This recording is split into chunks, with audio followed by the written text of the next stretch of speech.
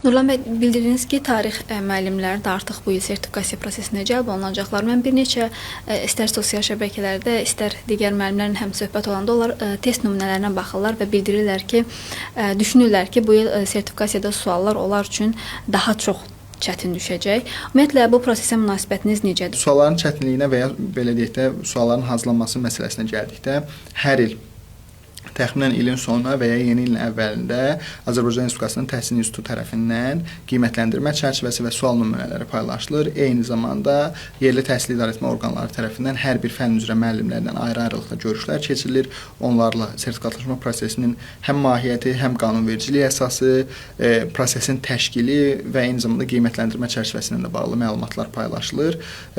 Bu proseslər bu ildə olduğu kimi baş verəcək və sualların hazırlanmasına gəldikdə isə burada xüsusi seçilmiş ekspertlər tərəfindən və əvvəldən aprobasiyası aparılmış, yəni yoxlanılmış sualların seçimi əsasında qiymətləndirmələr aparılır.